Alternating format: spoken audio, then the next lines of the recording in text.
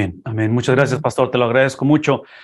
No sé si vas a poder ayudarme con las preguntas que llegaron a poner ahí en el chat, pero si acaso no puedes, también otra vez necesitaríamos algún voluntario, porque yo sé que con el celular es un poquito más complicada la cosa.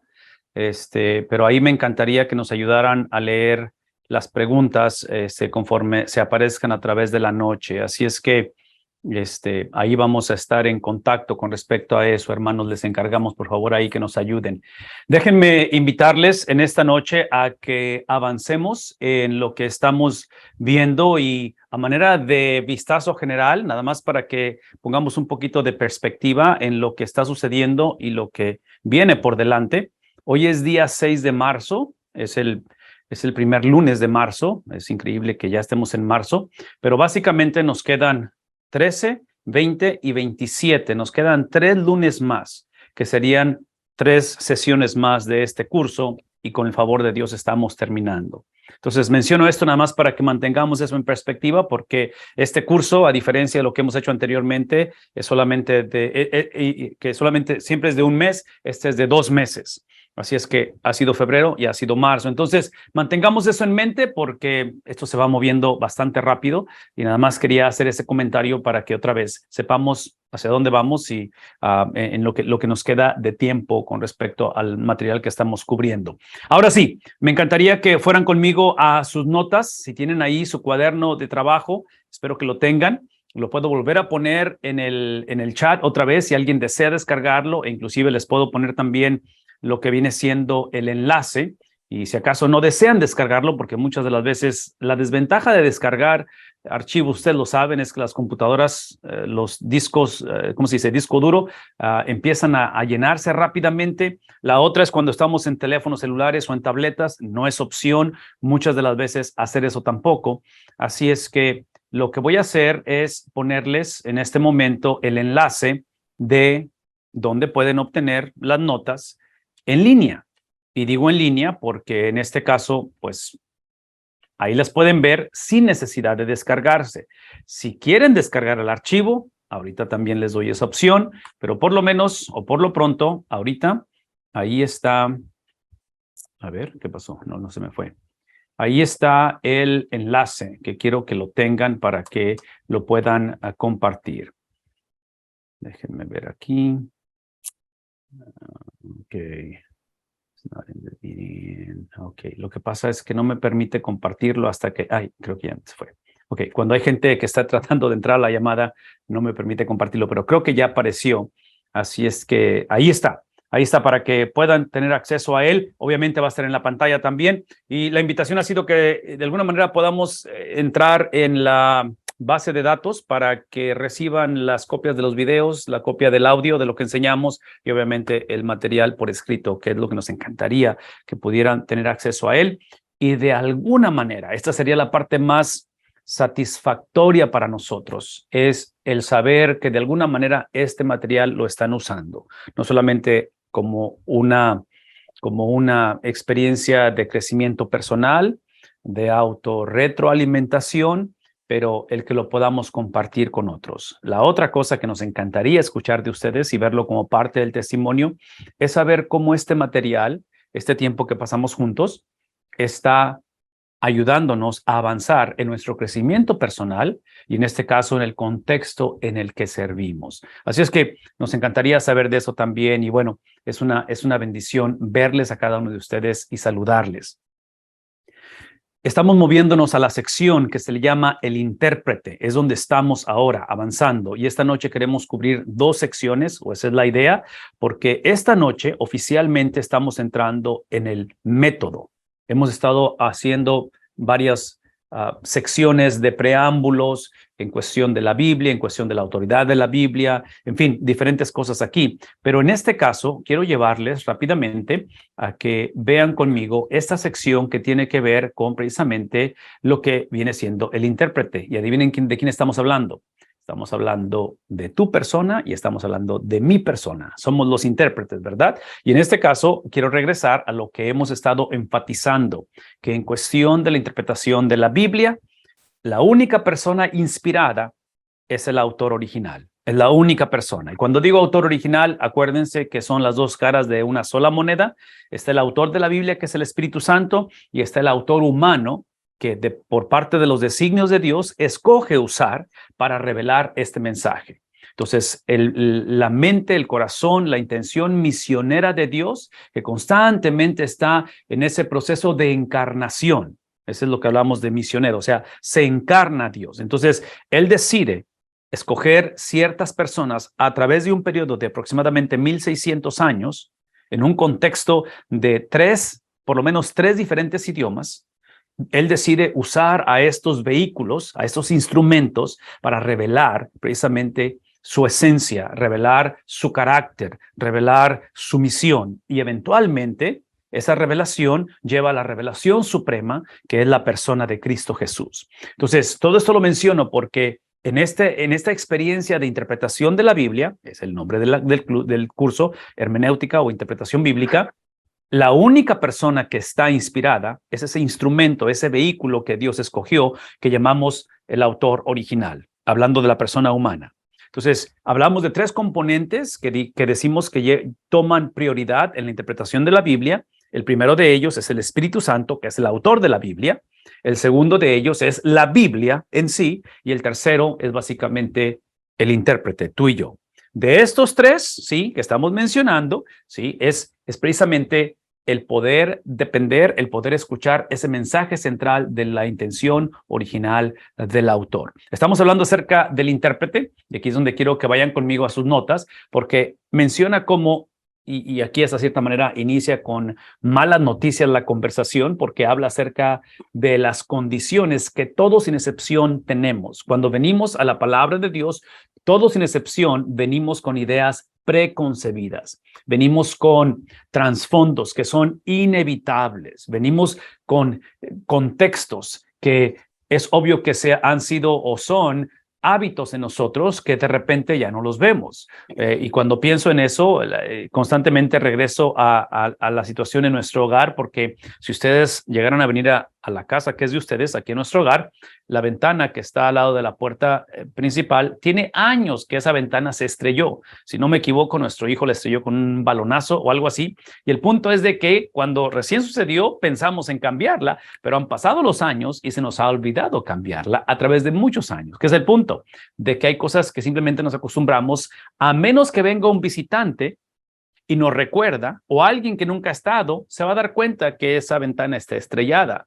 Entonces, es lo que sucede a través de la interpretación. Tenemos hábitos, tenemos costumbres, tenemos trasfondos que estamos acostumbrados a ellos. Y a menos que alguien los rete, alguien los cuestione o alguien los señale, típicamente no los vemos. En la interpretación de la Biblia, observen la lista que está poniendo aquí el doctor Bob Utley con respecto a ello. Habla acerca de la letra A a la H, en cuestión de que, otra vez, esos son filtros que inevitablemente todos tenemos. E inclusive, el negar estos filtros o el negar esas ideas preconcebidas, esa es la idea preconcebida, el no estar consciente que la tenemos. Entonces, otra vez, la cuestión de personalidad, la cuestión de la visión personal del mundo es lo que se le llama cosmovisión. La palabra en inglés es worldview, que tiene que ver cómo procesamos la vida, cómo vemos la vida, ¿verdad? Las experiencias personales, de dónde venimos, las inclinaciones o dones espirituales que tenemos, dónde nacimos, ¿sí? El tiempo en que nacimos, en qué era, en qué generación nacimos. En fin, todo lo que está ahí enlistado definitivamente tiene que ver con respecto a esta influencia de cómo somos o cómo procesamos no solamente la Biblia, pero todo con respecto a la manera en que vivimos, ¿no es cierto? Entonces, aquí están algunos ejemplos que podríamos considerar como prejuicios históricos y denominacionales de lo que es la cultura, en este caso del occidente, que somos nosotros, en el siglo XX, y bueno, eso se escribió hace años, siglo XX y siglo XXI ahora, pero rápidamente esto. Es la cuestión del prejuicio que muchos tenemos con respecto a la música. Ustedes ven ahí que dice música cristiana, la letra A. Y esta cuestión de la música cristiana, ustedes saben que iglesias se han dividido por la cuestión de la música. ¿Alguien recuerda allá en los 90s, 80s, cuando las transiciones, y a lo mejor estoy hablando todavía de algunos en nuestro tiempo, trágicamente? Cualquiera que sea el caso, esa es la realidad, ¿sí? Donde muchas de las veces la cultura, y no muchas de las veces, yo argumentaría que este es el caso. Y otra vez, lo que estoy por decir es obvio que no estoy esperanzado a que estén de acuerdo conmigo, pero simplemente que lo consideren. Mi entendimiento en este caso de la música no solamente revela revela preferencias personales, la música que nos gusta dentro de la iglesia, otra vez donde venimos, cómo fuimos educados y cosas por el estilo. La otra cosa, y aquí es donde entra la confusión, y por eso es que regresamos a la importancia de la interpretación de la Biblia. Lo que hace la interpretación de la Biblia, hablando de preferencias personales, o en este caso, metodologías, el estilo de música que usamos, habla de metodologías, es que la interpretación de la Biblia o el texto, la palabra de Dios, la doctrina, nos permite saber o separar y saber cómo separar y saber qué separar en aquello que es teología o doctrina y aquello que es metodología. O simplemente, otra vez, maneras en la cual empaquetamos o expresamos lo que es inmovible, que es la palabra de Dios. Entonces menciono eso porque en cuestión de música, probablemente podríamos decir, y otra vez no estoy esperando que estemos de acuerdo en esto, es de que lo que no existe es música cristiana, existe lírica cristiana. El texto es lo que comparte, la letra que cantamos es extremadamente importante porque es el mensaje, es el contenido. El estilo de música, hasta cierta manera, en otras palabras, yo nunca he conocido un acorde de re o un acorde de mi que sea cristiano, que sea pagano, que sea mundano, ¿me explico? Un mi es un mi, un do es un do. Entonces, menciono todo esto porque trágicamente cuando la interpretación de la Biblia es negociada, cuando ignoramos otra vez, nuestros lentes culturales, nuestro trasfondo y preferencias personales, lo que hacemos es que o invertimos o mezclamos doctrina con, otra vez, principios o en este caso con expresión, decimos teología con metodología. Y aquí es donde, otra vez, las iglesias trágicamente nos hemos metido en problemas. Un paréntesis para la cuestión del pastorado, del liderazgo de una iglesia, en la cuestión del sembrar iglesias, especialmente en la revitalización de las iglesias. Y estoy hablando de iglesias establecidas que están en un estado llamamos plato de estático o que van en declive, que realmente no existe el plato. Todo va en declive o va en crecimiento, ¿verdad? Pero aquí es el principio. Cuando estoy hablando acerca de cómo educar o disipular a nuestra gente a lidiar con el trasfondo que todos lo tenemos, cultural, denominacional, e inclusive doctrinal, porque todos tenemos nuestras propias doctrinas y todos tenemos un entendimiento de la Biblia. Independientemente si es correcto o no, todos lo tenemos. Pero aquí está el punto. Especialmente en el contexto de revitalización de iglesias, cuando el liderazgo, cuando el pastor o pastores, líderes, se lanzan a este tipo de llamado, de revitalizar, de llevar a la iglesia de una experiencia, otra vez, de estar estancada o en declive a crecimiento, no es recomendable el tratar de hacer estos cambios, especialmente al principio, o muy intempestivamente, no está bien usar esa palabra, pero algo muy así nada más de repente. Y menciono eso porque como estos trasfondos o estas preferencias personales o estas, otra vez, ideologías o cosmovisión están completamente arraigadas en la vida de cada individuo, para que alguien venga y las cambie, por favor escúchenme, aquí está el principio. La invitación es que primero llevemos el tiempo en convertirnos, en que pasemos de simplemente ser un capellán o un pastor a llegar a ser el líder de la iglesia. Y digo esto porque en mi experiencia ha sido algo progresivo. Típicamente en las iglesias ya hay líderes, independientemente si la iglesia, y cuando uso la palabra líder, estamos hablando de alguien que tiene la influencia. Es el tipo de persona que en una reunión, ven lo que voy a decir, en una reunión, si está en una reunión de líderes o diáconos o como le quieran llamar, cuando se hace una pregunta o se habla acerca de un tema en particular, ese es el líder. Esta es la manera de identificarlo, es ver a quién voltea la gente a ver cuando hay que hacer una opinión o dar una opinión de ello. Yo argumentaría que ese es el líder, cuando la gente voltea a ver qué es lo que va a decir esa persona. Entonces, aquí está mi punto. Como pastor, si yo fuera a pastorear una iglesia establecida, que probablemente toda iglesia necesita ser revitalizada, esta sería mi sugerencia. Una, no voy, aunque veo cambios como la ventana que está estrellada, es obvio para el que acaba de llegar, hay cosas que tienen que cambiar. O sea, es obvio que la iglesia tiene que cambiar ciertas cosas, pero aquí es el punto. Si yo me lanzo a hacer los cambios rápidamente, yo voy a asumir que simplemente por tener el título de pastor y el nombramiento o el llamado, automáticamente eso me hace la persona de líder o de influencia. Y ahí es donde empezamos con problemas, porque dentro de la iglesia, por muy pequeña que sea, ya hay alguien o algunas personas que están liderando la iglesia. Entonces, mi recomendación es, esa sería mi recomendación, es predica la palabra, sé fiel a predicar la palabra de Dios, gánate la confianza de la persona, de las personas, en el sentido de construir tu credibilidad, de ganarte esa confianza, y parte de esa confianza, esta sería mi invitación, que no es nada fácil hacerlo, es identificar a las personas de influencia o a la persona de influencia en la iglesia, y a esa persona yo voy a influenciar. Entonces, yo puedo influenciar al influyente, sería la palabra, al que influye. Entonces vamos por buen camino, porque entonces, acuérdense, esa es la persona que la gente escucha, independientemente si está bien o está mal la persona.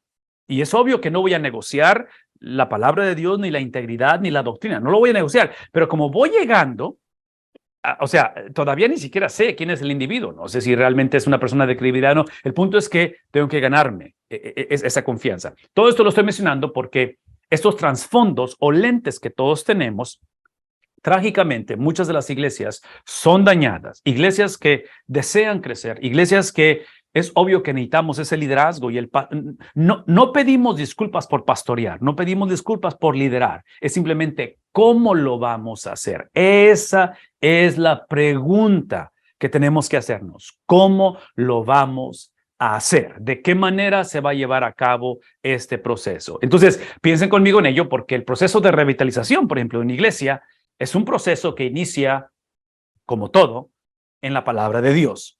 Entonces, una de las cosas que se asumen en el pastorado es que el pastor típicamente es el exponente, es el predicador, típicamente ese es el caso. Y menciono ello porque es ahí donde tengo esa ventana de oportunidad cada domingo, si es que hay culto en la mañana, en la noche, miércoles y en fin, cada oportunidad que tengo, adivinen de qué, de discipular, de educar y de compartir. Y yo sé que gente ha dicho que no se puede discipular desde el púlpito. Yo estoy en desacuerdo con eso. Yo creo que el púlpito discipula, porque la predicación es una de las fuentes, es una de las maneras más efectivas y más intencionales en cuestión de moldear precisamente la cosmovisión de la iglesia y presentar este tipo de enseñanza desde la perspectiva bíblica, pero aquí es el punto, y vamos a movernos esto más adelante, en la cuestión de la aplicación. Entonces, escuchen lo que voy a decir. Esta cuestión de indagar, de conocer la intención del autor original es lo no negociable. La única persona inspirada en el estudio de la palabra de Dios es el autor original. Yo no estoy inspirado. La iglesia no está inspirada. La iglesia tiene sus costumbres, tiene su manera de actuar y su manera de gobernarse. Yo lo entiendo, yo soy nuevo, yo acabo de llegar, yo tengo mis costumbres, yo traigo mi trasfondo, yo traigo la manera en que fui educado. Entonces, todo eso es negociable. Lo que no es negociable es lo que el autor original está diciendo, lo que el autor original está implicando, lo que el autor original está diciendo en otros pasajes de la Biblia, lo que otros autores originales o inspirados están diciendo del mismo tema, lo que los destinatarios a quienes escribieron estos autores originales entendieron de lo que se les dijo, y eventualmente aquí está la aplicación en nuestro contexto y la aplicación personal. Entonces son 7 cosas que estamos por introducir ahorita, pero por favor escúchenme. Este es mi punto, de que esto que estamos describiendo en un proceso de revitalización, en un proceso de avance, de movilización de gente, de discipulado, este es mi punto. Y otra vez, yo sé que estoy hablando con mucho prejuicio porque es mi pasión, es mi anhelo y cada vez que me permitan lo voy a hacer, es en la predicación de la palabra. Ese es mi punto. Y cuando hablo de predicación de la palabra, ustedes bien saben que estoy hablando desde un contexto en un culto tradicional o en un contexto tradicional como un culto. Estoy hablando en una conversación que podemos tener de liderazgo. Estamos hablando de una clase como en cualquier entorno que ustedes me permitan. Adivinen qué vamos a hacer. Vamos a introducir estos principios. Entonces, todo eso lo estoy diciendo porque esa va a ser la base. Parte de ello, escuchen lo que voy a decir, parte de ello en esa experiencia de compartir, otra vez, lo que el autor original está diciendo, está implicando y todo lo que acabo de decir, estos 7 pasos que estoy por explicar o mostrárselos en la pantalla, vean lo que voy a decir. Esto tiene que llevarme, y aquí es donde entra lo que dije hace un momento, en la cuestión de moverme, porque esto es lo que me ha tocado vivir a través de mis años de pastorado y lo que me toca ver ahora que tengo la oportunidad de trabajar con pastores y con iglesias. Cuando un pastor llega, a menos que esté plantando la iglesia, pero si es iglesia establecida, cuando tú llegas como capellán, donde estás enterrando a los que se mueren, estás bautizando a los convertidos, estás consagrando o presentando a los bebés de los miembros estás haciendo muchas cosas pastoral o de capellanía. Ese es el término que yo usé. Eventualmente te conviertes en el pastor de la iglesia, donde ahora te ven como ese líder espiritual, donde encuentran ese acojo, esa dirección. Pero yo argumentaría que van a pasar como unos de 5 a 7 años. Y yo sé que esto que estoy diciendo muchos no lo están alentando, ¿ok? Porque yo sé que como pastores, como líderes, queremos cambios ayer, ¿verdad? Vámonos rápido porque, hey, el tiempo apremia. Pero yo argumentaría que tarda como 5 a 7 años para que el capellán, que eventualmente se convirtió en pastor, eventualmente se convierta en el líder, donde ahora sí, los cambios vienen, las transiciones vienen, la agresividad viene en el sentido de movilización en ese caso. Ahora, yo sé que me estoy saliendo un poquito del tema, pero considero que esto es importante porque la base de esto, aquí está la base de esto, en mi opinión muy personal, no creo que sea carisma, conocimiento, experiencia, intención, pasión. Yo creo que es la palabra de Dios, en el sentido de conocer y tener ese fundamento que desde que yo llegué como pastor a la iglesia, definitivamente tengo esa oportunidad, porque voy a estar predicando desde el día en que llego. Entonces, desde el día en que llego, tengo esa intencionalidad y esa agresividad y tengo ese llamado en el cual, escuchen lo que voy a decir, no es tanto porque quiero que la iglesia crezca, no es tanto porque quiero que la iglesia cambie. Yo pienso que el crecimiento y el cambio emana del producto de la fidelidad a la presentación del evangelio. Pero, aquí está el pero grandísimo. En ese proceso que acabo de mencionar de unos 7 años es donde como pastor, como predicador, como aquel que está otra vez llevando a la iglesia a través de la palabra de Dios, vean lo que estoy diciendo, llevando a la iglesia a través de la palabra de Dios. No estoy llevando a la iglesia a través de ministerios, a través de intenciones, a través de planeación, a través de ideas que tengo. Eso es válido y nada de eso en sí es malo o es negativo, pero trágicamente como pastores, como líderes, estamos tan ocupados, nos inclinamos por nuestras preferencias personales en cómo ejercemos el ministerio, que trágicamente lo hacemos a expensas de ¿qué cosa? De la presentación, del conocimiento, de la interpretación correcta de la palabra de Dios. ¿Qué es lo que estoy diciendo? Que muchas veces la predicación sufre porque estamos tratando de hacer un montón de cosas en el nombre de mover a la iglesia, de motivar a los hermanos, de alcanzar a los perdidos, pero se nos olvida que la única manera que eso va a suceder es una intervención del Espíritu Santo a través de su palabra. Ahora, ya que la palabra está presentada, ya que hay fidelidad en su exposición y que como predicador estoy creciendo, estoy aprendiendo, estoy poniendo más herramientas dentro de la bolsa de trabajo, en el sentido de mis herramientas que tengo para trabajar. De igual importancia es la contextualización. Y esa contextualización, mencioné 7 cosas, son las últimas 2 de las 7. Esa contextualización es donde entra la cuestión de conocer a mi gente, de saber dónde está la iglesia, de saber, otra vez, los procesos o los sistemas que la iglesia tiene actualmente, porque eso es lo que me permite ahora contextualizar o aplicar ese mensaje. Espero que esto tenga sentido, porque una vez más, el principio de todo esto es literalmente la interpretación de la Biblia. Estoy tratando de poder inyectar en nosotros, de poder retomar esta conversación, porque yo creo que toda iglesia necesitamos ser revitalizados, toda iglesia, muchas iglesias necesitan ser replantadas, algunas necesitan ser plantadas, necesitamos sembrar iglesias. Y entre paréntesis, al principio dije que el sembrador de iglesias probablemente no tiene que pasar por ese proceso de 7 años, porque el sembrador de iglesias no tiene que adaptarse a nada, porque no hay nada. En otras palabras, el sembrador o el plantador de una iglesia, ese entra siendo el líder. Esas son las buenas noticias. Las malas noticias es que no haya nadie quien liderar porque no hay gente, hay que ganarse a la gente, ¿verdad? Entonces, es una cosa con otra, que entre paréntesis, mucha gente ha plantado iglesias después de una decepción o después de batallar con una iglesia establecida y dicen, yo no estoy batallando con esta gente porque nunca van a cambiar, nunca quisieron cambiar, entonces yo voy a empezar mi propia, para descubrir que en lo personal, porque hemos hecho ambas cosas, plantar iglesias y hemos estado en iglesias establecidas, yo en lo personal creo que ambos escenarios son igual de retadores. Yo creo que la diferencia es simplemente llamamiento. ¿A qué nos está llamando el Señor? ¿A la iglesia establecida o a plantar iglesias? Igual de difíciles los dos, y el fundamento de los dos, adivinen cuál es precisamente la palabra de Dios. La última cosa que quiero mencionar es esto. Hablé de capellanes, pastores y líderes, un periodo de 7 años. Aquí está la tragedia. Esta es la tragedia que típicamente vemos en cuestión de ciclo, en cuestión de patrón, en cuestión de parámetros, que trágicamente se ve por mucho tiempo. Esto que acabo de mencionar típicamente lo aprendemos conforme avanzamos. Nadie entra al pastorado muchas veces sabiendo esto. Y lo que sucede es que pasamos por esa experiencia como pastores, y para ese séptimo, octavo año, en el cual finalmente hemos llegado a ese punto de ganar la credibilidad, y es la clásica situación donde muchas de las veces la iglesia que recibiste al principio, para dentro 5 o 7 años, es una iglesia completamente diferente. Algunos salieron, tuvieron que salir, algunos se han cambiado, pero ha habido crecimiento porque otra gente ha llegado. Pero escuchen lo que voy a decir. Trágicamente, muchas de las veces, el pastor que pasa por ese periodo, para cuando llega a ese nivel, es como lo trágico del divorcio, y a veces uso el ejemplo de la familia o el matrimonio, pero nos ha tocado ver esto, y esto es trágico, que muchos matrimonios que terminan en el divorcio, hemos visto a través de los años que ese matrimonio, si se hubieran esperado tantito, ya venía esa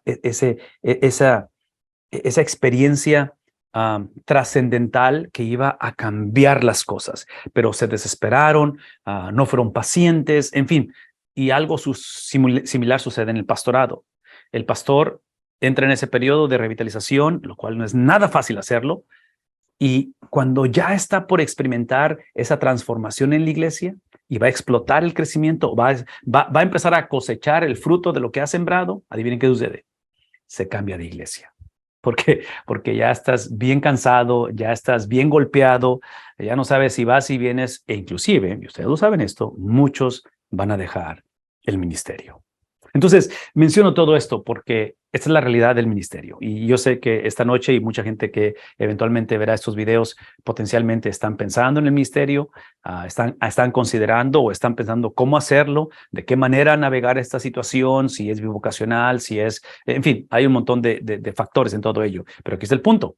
Especialmente estoy hablando para los cónyuges de aquellos que han sido llamados al ministerio, porque en la cuestión del cónyuge, muchas de las veces no sabemos a lo que le estamos entrando, o muchas veces cuando nos casamos, la persona no sentía el llamado al ministerio, y eventualmente viene ese cambio y dices tú, hey, yo no me casé para entrarle a todo esto que, en fin, ustedes saben de qué estoy hablando. Simplemente piensen en términos de la importancia que tiene que ver la cuestión de la interpretación de la Biblia, y en este caso, considerar esos lentes, ese trasfondo que hay. Toda iglesia lo tiene, todo predicador lo tiene, todo pastor lo tenemos. No quiero saber quién es la persona, todos lo tenemos. Entonces, lo que está enlistando aquí el autor, déjenme regresar a esto, es simplemente la cuestión de diferentes ejemplos para ilustrar esa influencia que todos los tenemos en ese aspecto, ¿sí?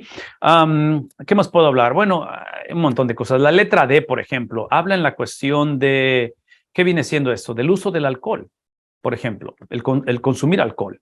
Otra vez, ¿cuál es la perspectiva bíblica? ¿Cuáles son las costumbres? ¿De qué manera se hace? Hemos tenido la oportunidad de servir a la iglesia local en diferentes contextos, tanto en Sudamérica como en otros países y continentes. Y hay continentes alrededor del mundo, hay países alrededor del mundo que no tienen problema, no ven ningún prejuicio o ningún problema dentro del cristianismo de poder ingerir alcohol, bebidas embriagantes. Entonces, otra vez, ¿dónde trazas la línea en la cuestión de lo que es bíblico, lo que es cultural, lo que es doctrina, lo que es preferencia personal? Eso es lo que estamos tratando de hablar en este caso. El diezmo, definitivamente, otras de esas cosas de que si no tenemos cuidado, se convierte en un legalismo donde la persona tiene que dar en lugar de llevarlo a un crecimiento donde ahora no es que tenga que dar, es que puede dar, ¿verdad? En lugar de tener, es que puedo. Es un privilegio el contribuir. En Estados Unidos, sobre todo la letra F, era o es, hasta la fecha,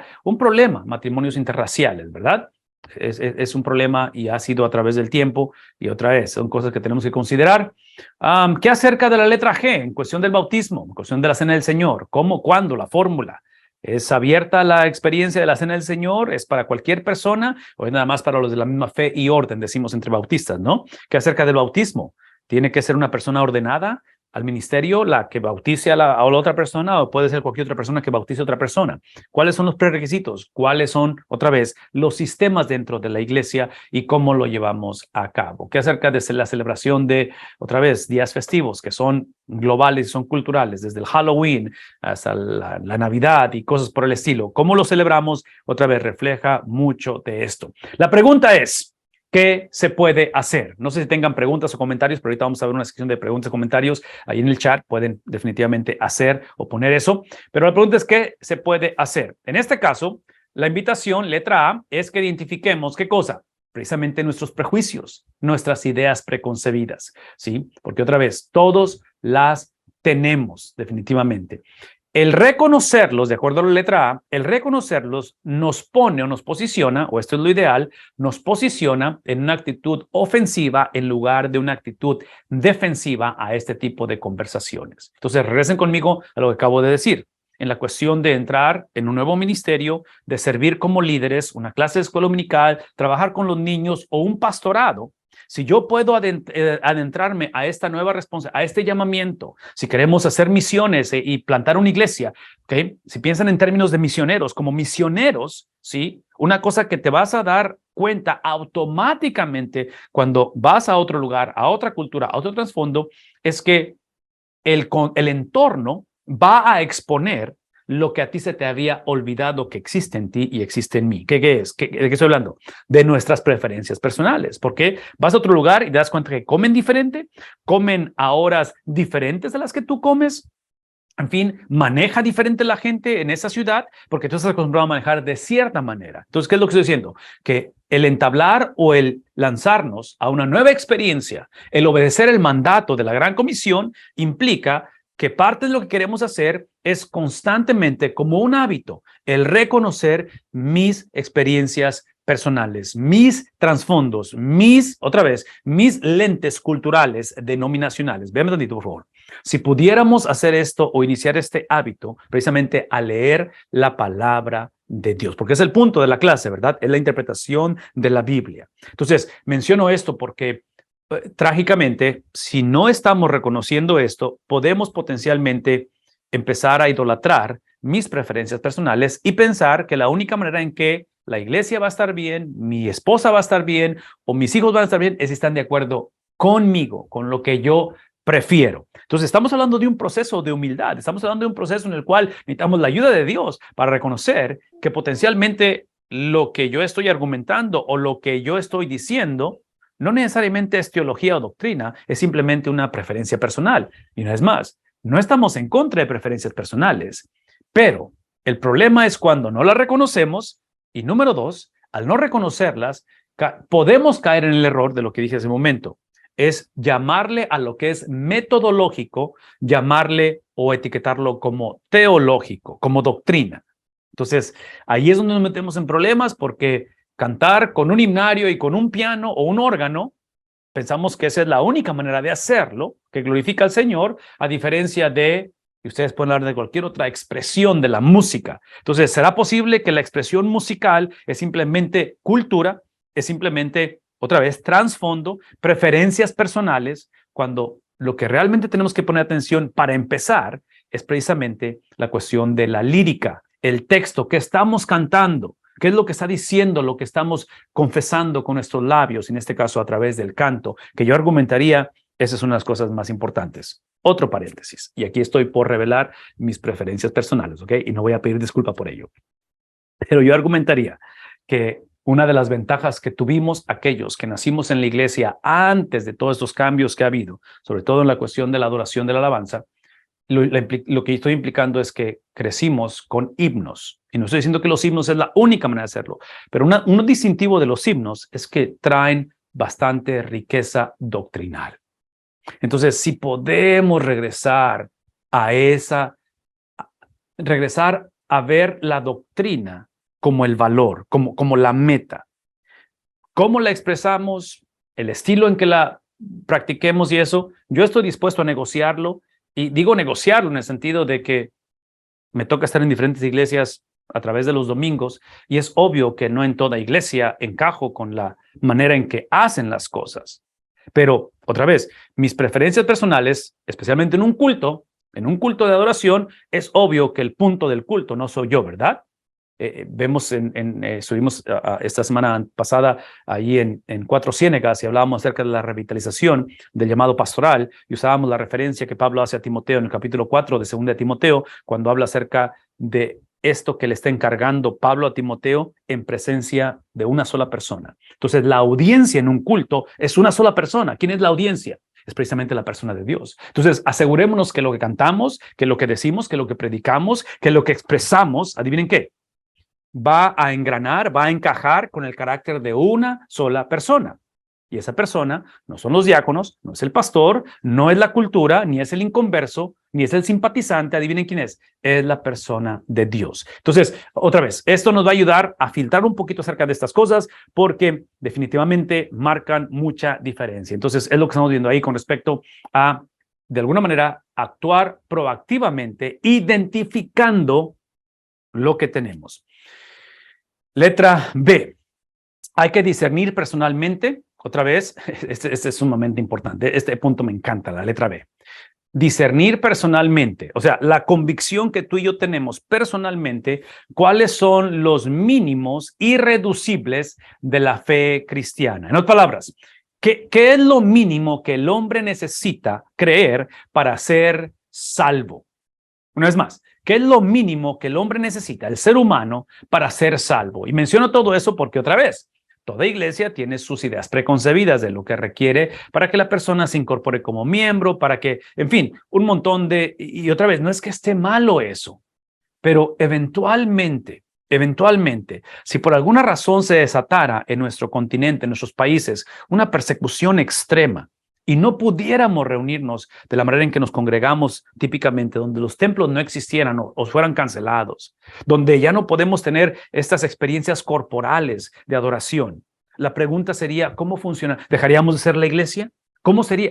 Menciono todo eso porque no estoy en contra de templos, no estoy en contra de toda la liturgia y los sistemas que tenemos, pero potencialmente, ese es el punto, y lo que estamos viendo aquí en la letra B, es de que hemos negociado lo irreducible. Y digo irreducible en el sentido de que es lo mínimo que es necesario para creer y qué son las cosas que son secundarias o terciarias en cuestión de doctrina. Porque esas secundarias o terciarias, una vez más, definitivamente son cosas que en un momento dado podríamos negociar en el sentido de que podría ser una preferencia personal en ese aspecto. Y lo comparto nada más como testimonio. Y otra vez, espero que nadie se desconecte y espero no ofender absolutamente a nadie. Pero en los años de pastorado me ha tocado bautizar gente que físicamente no pueden entrar a una pila bautismal y físicamente no pueden ser sumergidos en el agua. Entonces la pregunta es, ¿tiene que ser por inmersión? ¿Es la única manera de que puede ser bautizada la persona? ¿Cómo manejamos eso? Entonces, menciono eso porque, otra vez, podemos hablar de metodologías, podemos hablar de la doctrina del bautismo, ¿verdad? ¿Qué significa esa experiencia de pacto? Y cómo se ejecuta esa doctrina. Entonces, piensen conmigo en ello porque los miércoles, y eso lo hago a manera de comercial, y no sé si haya aquí alguien conectado, no sé quién está conectado, pero yo sé que se conectan algunos hermanos, el pastor a veces también se conecta, a mi hermano Félix, a la clase de lunes, pero precisamente con la iglesia de la Primera Iglesia Bautista de Ciudad Valles, en San Luis Potosí, cada miércoles a las 8 de la noche tenemos un estudio, algo similar a esto, por una hora nada más, pero lo que estamos estudiando, hablando de lo irreducible, es precisamente el querigma, la predicación de los apóstoles, porque yo les puedo asegurar que hace 2000 años esta conversación era necesaria, fue necesaria y había conflicto en la iglesia, donde las iglesias y la pluralidad o diversidad, el mosaico de contextos que había en trasfondos, otra vez, preferencias personales, ideologías, cosmovisiones, iban a chocar. Entonces, aquí está mi punto. Hace 2000 años, en medio de esa diversidad que había, hoy, que somos una cultura extremadamente diversa, nuestra perspectiva, y hace 2000 años es lo que entendemos de la Biblia, en este caso de Lucas, al estar narrando o documentando el libro de Hechos, especialmente los sermones de los apóstoles, la perspectiva bíblica es que la diversidad en la que vivimos es intencional por parte del Dios de la Biblia. De que el contexto en que vivimos no es chiripada, no es casualidad, no es cuestión de suerte. Hemos sido posicionados en este tiempo, en nuestros contextos, en nuestra cultura, con un propósito eterno, con un propósito con el cual Dios estableció desde antes de la fundación del mundo. Y es obvio que ese propósito tiene que ver con entender, otra vez, cuáles son nuestras ideas preconcebidas, cuáles son las cosas que inevitablemente no tenemos opción, pero verlo de la manera en que lo vemos, pero toda esa diversidad, y este es el punto que quiero hacer, es la oportunidad de introducir lo que no cambia, lo irreducible del evangelio.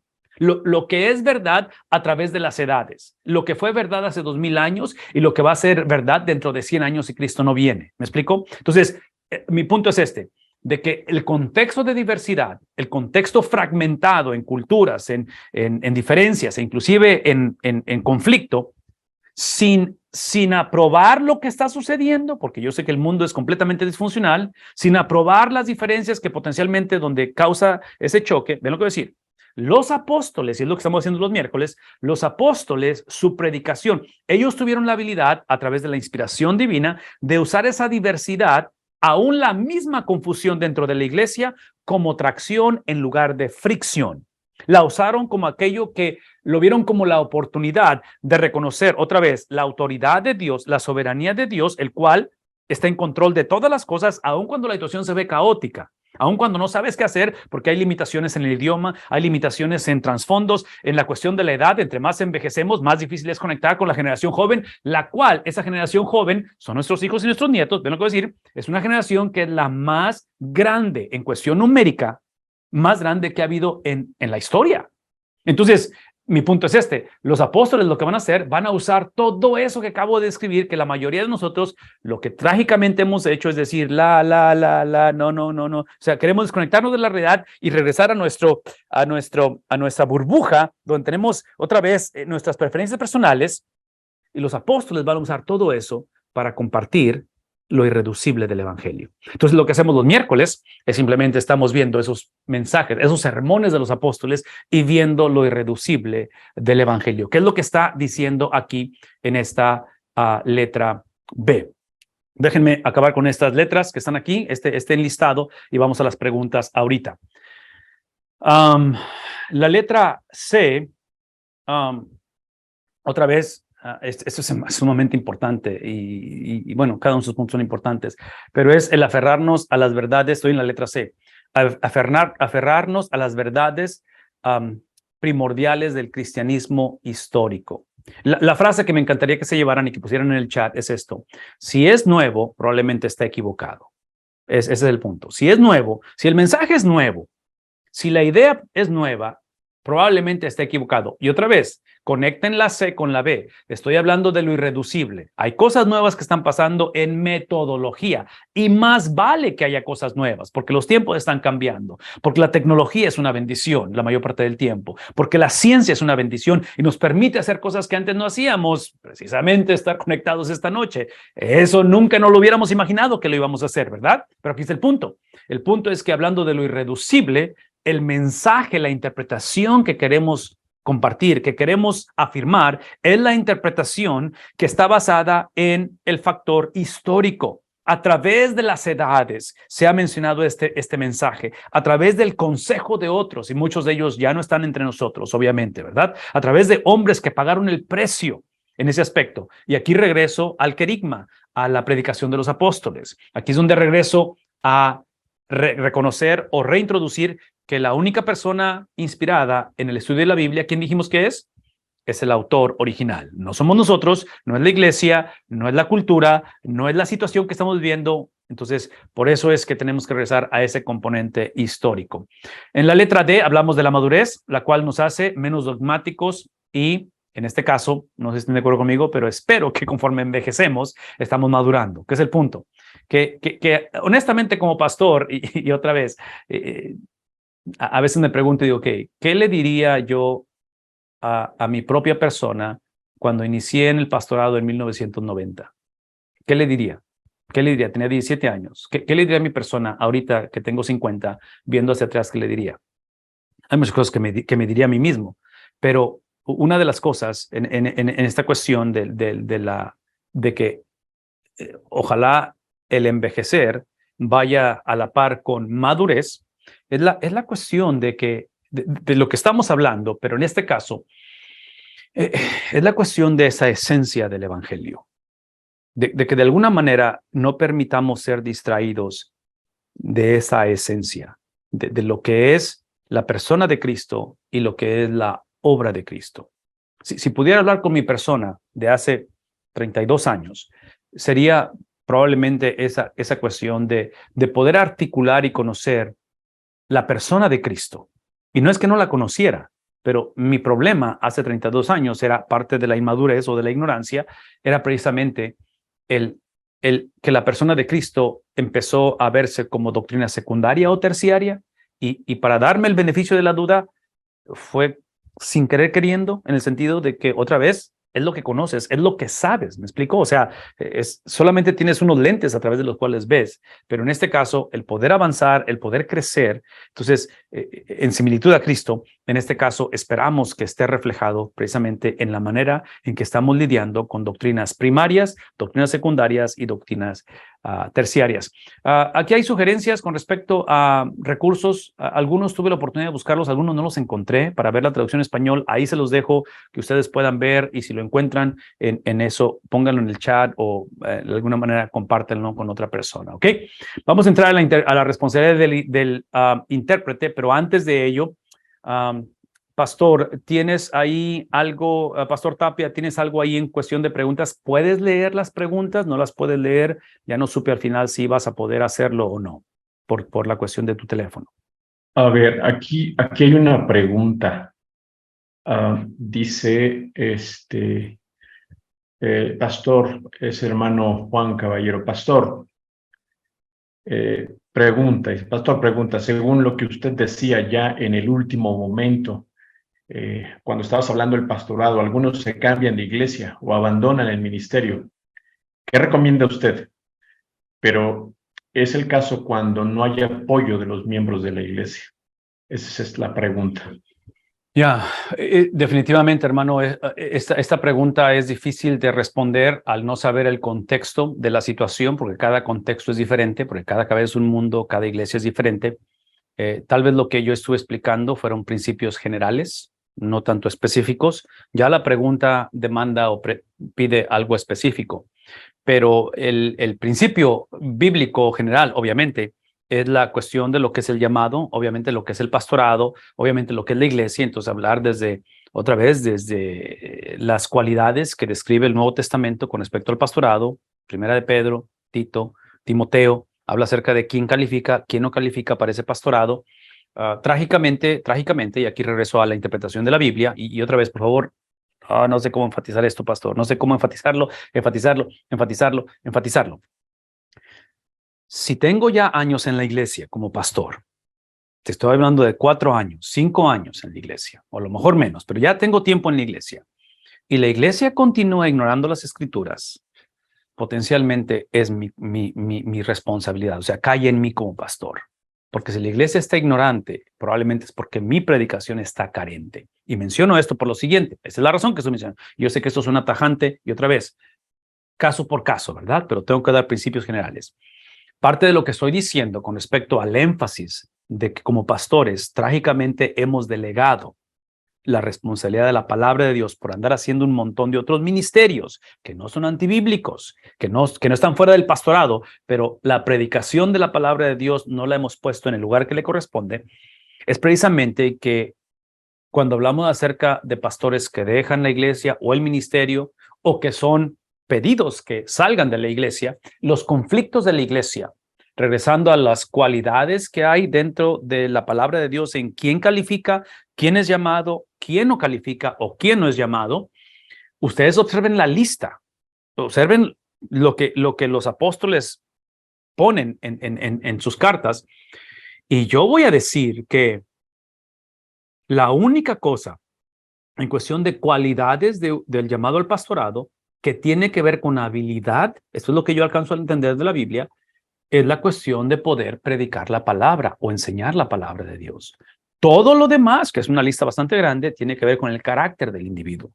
¿Quién es la persona? No es lo que hace la persona. Menciono esto, esta es la razón que menciono, porque al ignorar las escrituras, cuando la iglesia trágicamente prefiere sus lentes culturales, preferencias personales, prácticas que han tenido por años, en lugar de ver la Biblia como la autoridad de fe y orden, que decimos como bautistas, mucho del conflicto que hay dentro de la iglesia, a nivel de liderazgo, a nivel pastoral y cosas por el estilo, y otra vez estoy hablando generalidades, caso por caso, ¿verdad? Es la cuestión de que al pastor muchas veces se le trata como que si el pastor se descalificó en algunos de los principios de su carácter o su esencia, ¿verdad? En cuestión de lo que describe la Biblia, y simplemente porque la persona no encaja, otra vez, porque hay diferencias diferencias en preferencias personales, hay diferencias en trasfondos culturales, hay diferencias otra vez, en metodologías, pero cuando la iglesia ignora la palabra de Dios, tratamos esas diferencias metodológicas como si fueran diferencias en lo que es que califique la persona. Entonces, menciono esto porque yo argumentaría que es uno de los problemas más grandes que hay, cuando el liderazgo de la iglesia es tratado como que se han violado las cualidades estipuladas por los apóstoles, simplemente porque hay diferencias personales, simplemente porque no tiene ese liderazgo o ese empuje que el pastor anterior tenía o cosas por el estilo. Entonces, otra vez, pastor, no me es posible responder a la pregunta así concreta porque necesitaría saber el caso que hay en esa situación. Lo único que sí podría decir, pastor Tapia, es esto, y esto que estoy por decir se aplica al ministerio y se aplica de esta manera. La Biblia, y esto lo escuché anteriormente, la Biblia presenta o ve la vida de una manera integrada. En la Biblia no existe tal cosa como mi vida personal, mi vida familiar, mi vida recreacional, mi vida de trabajo, si soy bivocacional, por ejemplo, como pastor, y mi vida de iglesia o ministerial. Eso no existe en la Biblia, es simplemente la vida. Y menciono esto por lo siguiente. Ustedes lo saben, ustedes y yo lo sabemos.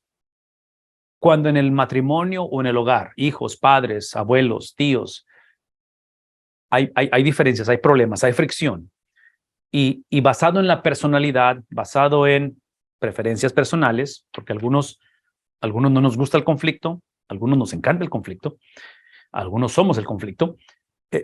Muchas de las veces nuestra tendencia es, y vean mis comillas, es ponerlo en oración, y la oración la usamos como el pretexto para no lidiar con la situación que hay.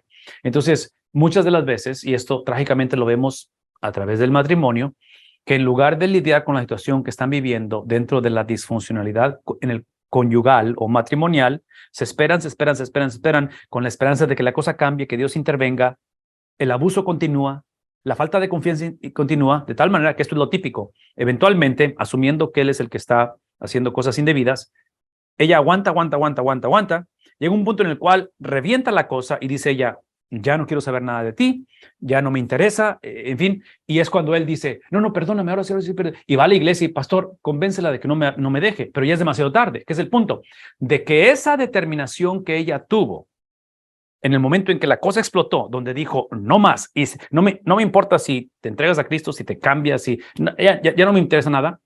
Esa debió haber sido la determinación al principio de la conversación, cuando todavía le importaba el matrimonio, o le importaba, en este caso, la pareja.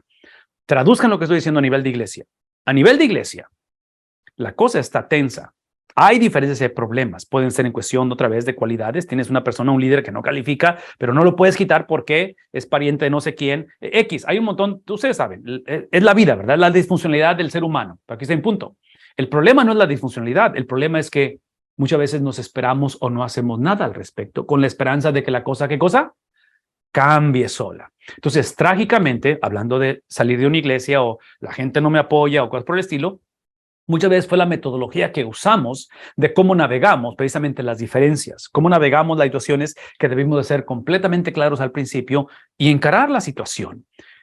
Una de las cosas que necesitaría decir en este aspecto es precisamente la eclesiología o la política de la iglesia, y la pregunta que yo me haría si yo viniera a pastorear tu iglesia o una iglesia, es la pregunta que yo me haría, es, ok, asumiendo que estamos de acuerdo en doctrina, aquí está la pregunta, y esto la pondría dentro del liderazgo y dentro de la iglesia. esto es lo que dice la Biblia y estamos de acuerdo en la doctrina. La pregunta es si vamos a estar de acuerdo en lo que significa. Porque una vez más, ¿qué decimos en español? Del dicho al hecho hay mucho trecho. Entonces, en este caso, para mí no es suficiente que estemos de acuerdo en lo que es. Hay que hablar de qué significa. Porque ese del qué significa, a la hora de diferencias, a la hora de hacer cambios, a la hora de modificar un presupuesto, a la hora de iniciar una obra, a la hora de, es donde cada quien tiene la versión de lo que dice la Biblia. Y ahí es donde entramos en estas diferencias. Entonces, mi sugerencia es, al entrar a un pastorado, es hablar de la doctrina. Definitivamente tenemos que hablar de esto, qué es lo que creemos, pero hablar de lo que significa, porque eso varía de contexto a contexto. Ok, ¿algún otro comentario, pastor, o pregunta? Bueno, solo para articular, hace un rato decías, pastor, que la cuestión de todo lo que has venido hablando es no perder esa esencia del Evangelio. Entonces, pastor, si nosotros perdemos, ¿no? Esa esencia, somos distraídos, como tú bien mencionas, de la persona y de la obra de Cristo, entonces hay mucho conflicto, ¿no? En esta lucha entre que a veces no hay una iglesia que entienda, que muchas veces es válido, pero a veces también lo que tú decías, ¿no? Que muchas veces la predicación es carente y que muchas veces es válido. Entonces, a ver si es una buena pregunta, ¿verdad? ¿Qué sucede cuando el fundamento ministerial, tanto del pastor como de la iglesia, no es el evangelio? ¿Qué pasa? ¿Qué sucede cuando en una iglesia su fundamento entonces ya no es el evangelio, sino es la metodología? ¿Cómo, Excelente. cómo abordamos eso? Ya, excelente pregunta. Yo movería la pregunta, movería el enfoque de la pregunta, que esto es parte del problema de una iglesia que ha perdido ese enfoque, es que el eje, el epicentro de la pregunta no puede ser la iglesia, tiene que ser la palabra de Dios. Entonces, hablar de definición de lo que es el evangelio, hablar de lo que es una iglesia, de lo que compone a una iglesia, lo que hace una iglesia que sea una iglesia, tiene que estar basado en la palabra de Dios, no en lo que la iglesia piensa. Y menciono esto por la cuestión de que históricamente, a través de la historia, otra vez, el punto que seamos ahorita, históricamente, los padres de la iglesia han visto tres componentes para que una iglesia sea una iglesia. Y cuando estos componentes son negociados o desaparecen, esa iglesia deja de ser iglesia. Y son tres. Una de ellos es la predicación del evangelio. Hablar de el carácter de Cristo, la persona de Cristo y hablar de la obra de Cristo. Entonces, ¿quién Cristo es o quién dijo Cristo que Él era? No lo que yo pienso de Cristo, pero lo que Cristo dice de sí mismo y hablar de lo que Cristo hizo. ¿Por qué? Aquí está el punto. Porque ese evangelio, quién Cristo es lo que trae la redención de nuestras almas. Lo que Cristo hizo es el propósito por el cual somos redimidos. Entonces, somos salvos por la persona de Cristo, pero somos salvos para llevar a cabo la obra de Cristo, la obediencia de Cristo, reaccionar al mundo como Cristo. Entonces, cuando eso es negociado, es obvio que hoy en día esta experiencia, que es una sola, ¿verdad? Las dos caras de la misma moneda, en cuestión de persona y de obra, ¿sí?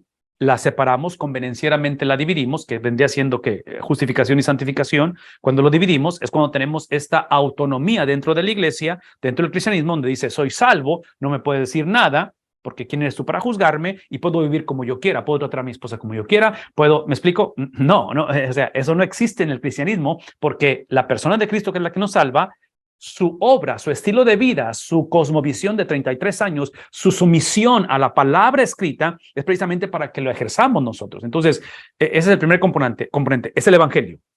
El segundo componente dentro de que es la historia del cristianismo es precisamente las ordenanzas. Es la cuestión del bautismo y es la cuestión de la cena del Señor. ¿Por qué? Porque estas ordenanzas lo que hacen es la expresión o el recordatorio o la práctica, la anunciación del pacto por el cual fuimos salvos y el pacto para el que, otra vez, cuál es la razón por la que hemos sido salvos. Entonces, ustedes saben, la cena del Señor es el proclamar lo que ya sucedió y es proclamar lo que está por suceder, por su segunda venida, ¿verdad? La cuestión del bautismo definitivamente es la expresión donde ahora no solamente soy salvo de la ira venidera, soy salvo de Dios, pero soy salvo de mi persona. ¿Cómo soy salvo de mi persona? Soy salvo cuando me integro a una familia, cuando la iglesia no es un factor negociable. Somos salvos para vivir en comunidad, porque sin la comunidad, sin la vida en comunidad, no hay manera de crecer en similitud a Cristo. Entonces, esa sería la segunda. La tercera evangelio, la cuestión de las ordenanzas, y la tercera sería la cuestión de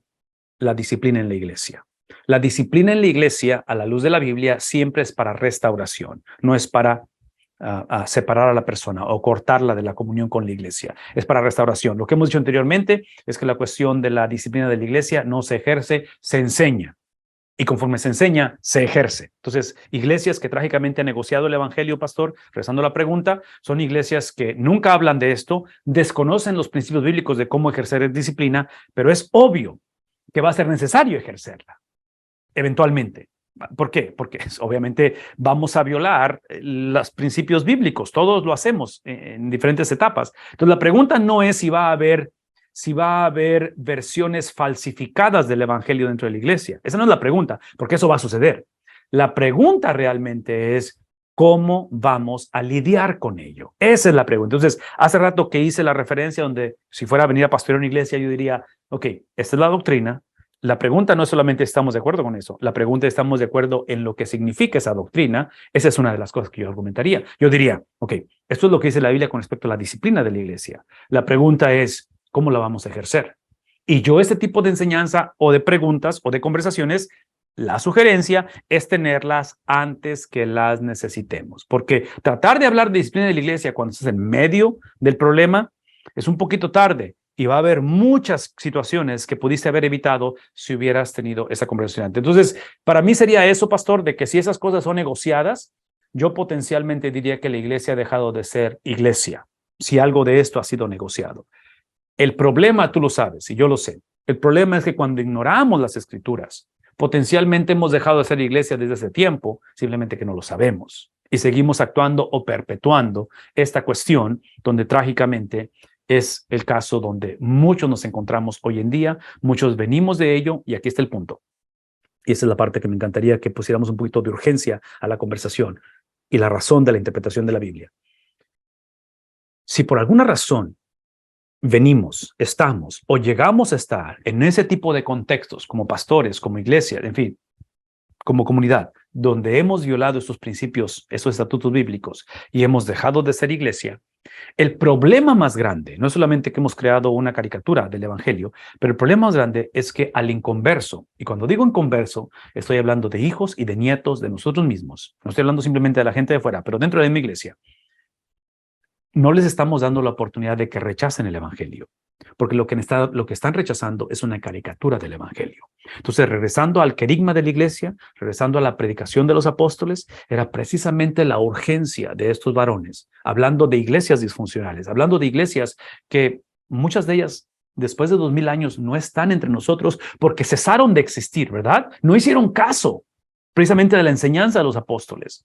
Entonces, la enseñanza de los apóstoles es precisamente reintroducir a la iglesia, porque aparentemente toda iglesia, todo cristiano, toda familia, nuestra tendencia es desviarnos, es ser distraídos, porque parte de ello es la obra de Satanás, parte es que nos encanta hacer eso a nosotros. Entonces, pastor, parte de mi respuesta sería esto. El compromiso que tengo como pastor, que tengo como exponente de la palabra de Dios, como miembro de la iglesia, como líder de la iglesia, como dama, como joven, es precisamente, ese es el compromiso que tengo. El compromiso es la urgencia, ¿cuál es la palabra que estoy buscando? Es la prioridad de que este mensaje presentado por los apóstoles sea lo que nos rija, lo que nos lleve hacia adelante, a navegar lo que tenemos que navegar, a lidiar con lo que tenemos que lidiar. Si pudiera conectar con la pregunta anterior con respecto de un pastor que deja su iglesia, a manera personal, tiene que ser la palabra la que me indique cuando es tiempo de hacer algo diferente o por qué lo hacemos. Y menciono esto porque, una vez más, trágicamente, si traducen lo que estoy diciendo en la relación conyugal o del hogar, trágicamente muchos de los divorcios dentro de la iglesia no son bíblicos, porque la razón por la cual nos divorciamos no fue aprobada o fue endorsada, sería la palabra, por la palabra de Dios, sino fueron por situaciones secundarias o terciarias, que no minimizo esa situación, pero observen que ha sido un efecto de dominó por haber ignorado la palabra de Dios, la cual ustedes y yo lo sabemos desde un principio, estamos por celebrarlo dentro de 2 semanas, ¿verdad? La Semana Mayor, la Domingo de Resurrección. el posicionarnos debajo de la palabra de Dios no garantiza que la iglesia va a crecer o va a funcionar esto. No garantiza que el matrimonio va a funcionar. Lo que garantiza simplemente es que Dios, escuchen lo que voy a decir, porque es importante. El posicionarme debajo de la palabra de Dios como pastor, como familia, como iglesia, esta es la promesa. La promesa es que Dios se va a hacer responsable de lo que suceda. Esa es la promesa. Y menciono esto porque en la economía de nuestra cultura, en la manera, en la metodología de hoy en día, el ministerio de Cristo, la vida de los apóstoles, no son ejemplos a seguir. ¿Por qué? Porque terminan sus vidas de una manera trágica, de una manera en la cual dices tú, yo no quiero seguir ese ejemplo que está ahí, ¿verdad? Pero ¿qué es el punto? El punto que lo que vemos a través de la historia, y lo estamos viendo otra vez históricamente, ¿verdad? Hacia atrás, y lo estamos por celebrar, es precisamente que cuando pienso, por ejemplo, en los discípulos, en los hermanos que dicen, cuando vengas en tu reino, si me puedo sentar a tu diestra, sí, están hablando acerca, ¿recuerdan eso de que hablaba de la restauración del reino y que le dicen, es en el libro de Marcos, si no me equivoco, le está diciendo, hey, y si me puedo sentir, ¿quién se va a sentar a tu lado? Aquí está el punto. Lo que ellos no sabían, lo que no se imaginaban, es que ese pináculo, ese clímax de Cristo, donde llegaría a la cúspide de su autoridad y su reino, adivinen dónde fue. Fue en su sufrimiento, fue en su padecimiento, donde Cristo experimenta la restauración que él, de su reino, que él había dejado al principio cuando vino y se encarnó, no escatimó el ser igual a Dios, fue precisamente en esa expresión de entrega, de sufrimiento, de sacrificio. Entonces, irónicamente, lo que están pidiendo los discípulos, que están diciendo, ¿quién se va a estar a tu lado, a tu izquierda, a tu derecha? ¿Quién estuvo a la izquierda y a la derecha de Cristo en la cruz? Porque estamos por celebrarlo, ¿verdad? Ese viernes de las 7 palabras. Quien estuvo al lado de Cristo fueron malhechores. Y por eso menciono de que sin el Espíritu Santo, la historia de Cristo es incoherencia. Es incomprensible, o sea, no tiene sentido esto, pero es obvio que el plan redentor de Dios, es obvio que en medio del sufrimiento, y para aquellos que estemos batallando a lo mejor con el pastorado, a lo mejor estamos batallando con identidad, issues de problemas en nuestra personalidad, en cuestión de seguir adelante con el matrimonio, aún potencialmente con mi propia vida y batallar con suicidio, tenemos que regresar al Evangelio. Tenemos que regresar a posicionar nuestras vidas debajo de la autoridad pastoral, autoridad apostólica, autoridad de la palabra de Dios para que pueda guiar nuestras vidas, especialmente en tiempos de necesidad. Si estamos viviendo una etapa de crecimiento y de prosperidad, la cual no pedimos disculpas por ello, Dios permita que entre más el Señor prospere, nos prospere prospere en una actitud de humildad a su palabra. Esa sería la invitación. Pastor, no sé si eso responda, sé que me extiendo en mis respuestas, pero eso es lo que me haces pensar cuando me preguntas ¿qué hace la iglesia? ¿Qué hace la iglesia en ese aspecto? La iglesia tiene que hacer lo que hizo al principio, seguir la instrucción de la palabra de Dios. Cuando la iglesia deja de hacer eso, estamos en problemas serios, estamos en problemas muy, muy serios. Ok. Probablemente hay más preguntas o comentarios, pero necesito avanzar. Así es que déjenme avanzar rápidamente con esto, ¿ok? Porque el tiempo se nos está yendo. ¿Qué más hablamos aquí? Ok, hablamos de la responsabilidad del intérprete. Esto es importantísimo porque aquí entramos ahora, nos está poniendo la pelota en nuestro lugar, ¿verdad? Hablamos de un partido de básquetbol, entonces la pelota está en nuestro lado ahora, tenemos que hacer algo con ella. Y aquí está, el concepto del sacerdocio de todos los creyentes. Este concepto ustedes lo saben, que habla, y aquí están las referencias bíblicas, desde el libro de Éxodo 19, cuando el Señor establece, antes de dar la ley, y les dice, serán para mí nación de sacerdotes. Obviamente el clásico de Primera de Pedro 2, 5 y 9, vosotros sois real sacerdocio, nación, si pueblo escogido por Dios, está hablando acerca de esa identidad que tenemos en Cristo. Entonces, aquí está el punto. Estas declaraciones, el libro de Apocalipsis, capítulo 1, versículo 6, este tipo de experiencias, por favor escuchen lo que voy a decir, de declaraciones, son declaraciones corporales, en comunidad. No está hablando de un sacerdote, de una persona, está hablando en comunidad, que es el punto, de que parte la interpretación de la Biblia. Por favor, alguien póngalo en el chat esto. La interpretación de la Biblia es una labor, es una experiencia, es una tarea corporal. Personas que interpretan la Biblia por su propia cuenta, que no tienen relaciones con nadie más o no son responsables a nadie más, es un riesgo extremadamente grande en ese aspecto, por las razones que hemos hablado anteriormente. Entonces, esta cuestión es extremadamente importante. La Biblia, otra de las responsabilidades es que la Biblia está demandando esa interpretación. El ejemplo de Mateo 5, 29 al 30, definitivamente ustedes ven esa referencia bíblica, no van a querer interpretarlo literal.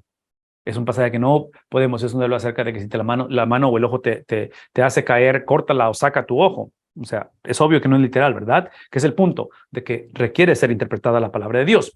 El Espíritu Santo es crucial para la interpretación de la Biblia, es lo que hemos estado hablando, ¿no es cierto? O sea, el posicionarnos debajo de la palabra de Dios, por favor escúchenme, el posicionarnos debajo de la palabra de Dios es la obra del Espíritu Santo. ¿Por qué? Porque sin el Espíritu Santo, nuestra tendencia es querer posicionar la Biblia debajo de nosotros. Y es donde empezamos a exaltar, a idolatrar y a satanizar nuestras preferencias personales, nuestra trasfondo cultural, donde hablamos de lo que a mí me gusta y lo que yo deseo. Entonces, no podemos hacer eso, ¿verdad? Estamos hablando de la autoridad divina, del autor de la Biblia, que es el Espíritu Santo, a través de sus autores humanos. Entonces, es la razón por la cual, sí, el Espíritu es quien guía esto. Y la letra D es caminar en la luz que tenemos, lo que entendemos. Al final de la jornada, al final de nuestros días, seremos juzgados basados de lo que entendemos o entendíamos. La invitación en la letra E es que enlistemos precisamente nuestras presuposiciones. ¿Qué son mis ideas preconcebidas que tengo con respecto a? Y empecemos a enlistar. Otra vez, si yo vengo a pastorear una iglesia, me encantaría ver esa lista. Yo lo modelaría y yo pondría mi lista para que conozcan mis ideas preconcebidas. E inclusive, entre más conozco la Biblia, más fácil me es distinguir entre lo que es teología y lo que es preferencia personal. Entonces yo entregaría esa lista y decir, hey, esta es la realidad. Esto es lo que creo doctrinalmente, pero si me preguntan a mí, si me dan a mí un cheque en blanco de cómo navegar y dirigir la iglesia, esto es lo que yo preferiría que hiciéramos. Entonces, ahí es donde dialogaría yo con los líderes de la iglesia o con la iglesia, es decir, cuáles son las preferencias de ustedes. Y hablo de esto desde el principio del pastorado, porque eventualmente las vamos a descubrir, estas preferencias personales, pero trágicamente las descubrimos en un contexto donde podría causar conflicto eso. Ok, rápidamente voy a entrar aquí a esta sección porque quiero acabar la noche por lo menos introduciendo algunos principios de lo que es el método. Este es el método el cual estamos presentando o hablando o queremos conocer y de alguna manera reconocer de cómo interpretar la Biblia. Porque no método de interpretación bíblica es método, es simplemente que no es probablemente el efectivo. Y todos tenemos un método, porque para muchos el método de la interpretación de la Biblia son precisamente los lentes culturales, el trasfondo donde nacimos y quién fue nuestro papá o la iglesia que venimos, lo cual, otra vez, no es necesariamente malo eso, pero no puede ser el motor de arranque o la razón por la cual, cómo interpretamos la Biblia. Rápidamente hablamos acerca de esto y se los voy a poner bien fácil, porque ustedes tienen la oportunidad de leer esto, no tienen que leer todo lo que está aquí enfrente de mí ahorita, pero simplemente sepan la idea general. La idea general es que viene este precursor judío, y el precursor judío es que había una tendencia entre los rabinos palestinos, estoy leyendo el número 1 de la letra A, donde habla acerca de esta manera de ver las leyes del Antiguo Testamento, aquí dice viejas leyes o leyes del Antiguo Testamento, aplicables a sus días por medio de la alegoría. Ok, ese es el punto, Culturalmente hablando, la cultura judía, ustedes lo saben, o sea, la cuestión de la ley es obvio que es lo que la ley era para ellos la tabla de medida. En el libro de Amós decimos la plomada, es la vara de medida, lo cual lo sigue siendo, pero aquí es el punto. La intención de ellos, en la cultura de ellos, era precisamente ver lo que la palabra decía y por inercia, porque todos somos intérpretes de la Biblia, todos somos teólogos, algunos trágicamente somos herejes, pero el punto es es ver la palabra, que en el caso de ellos es la ley, ¿verdad? Es el Antiguo Testamento, es ver la palabra y el problema que vemos históricamente es que ellos en su interpretación o aplicación usaban la alegoría, la metodología o el género literario de alegoría, lo veían la alegoría como la manera de tomar esos principios y aplicarlos. Entonces, aquí está el punto. Eso implica que el motor de arranque era la aplicación, no tanto el texto.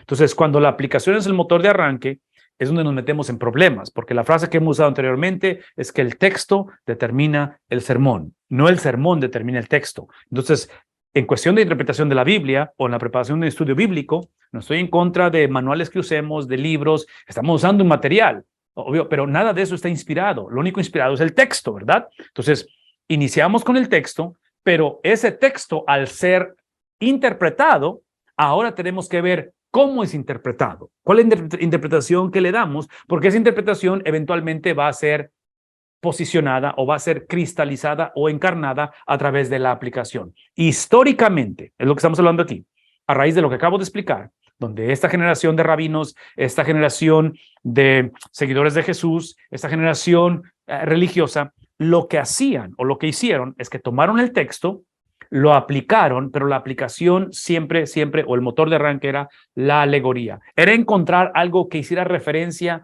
o tuviera un cierto tipo de conexión, pero no necesariamente lo que dice el texto. Es simplemente algo que está ilustrando lo que dice el texto. Eso implica que había una diversidad de aplicaciones, porque si todo es alegórico, si todo es en cuestión simbólico, entonces puedes manejarlo o puedes llevarlo como tú quieras. En fin, el bosquejo te va a dar históricamente diferentes expresiones de esto, históricamente a través de los líderes filosóficos, los líderes de la iglesia, obviamente, cómo es que esto lo practicaron, cómo es que esto lo vivieron.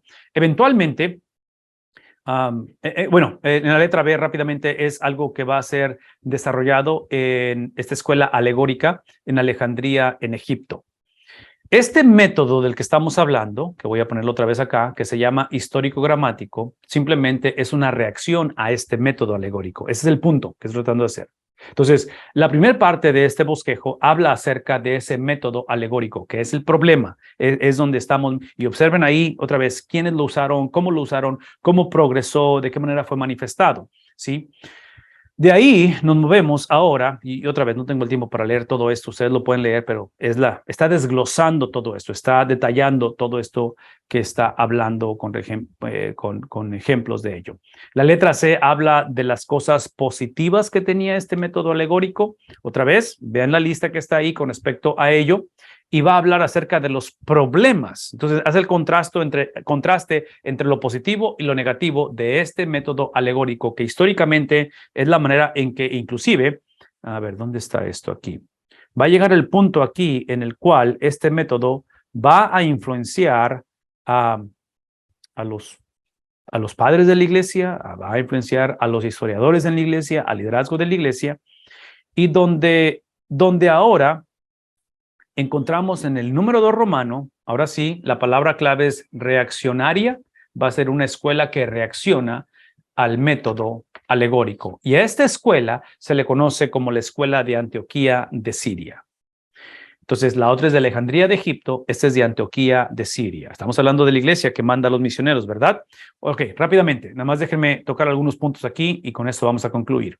Observen las fechas para que más o menos se den una cuenta de lo que estamos hablando aquí.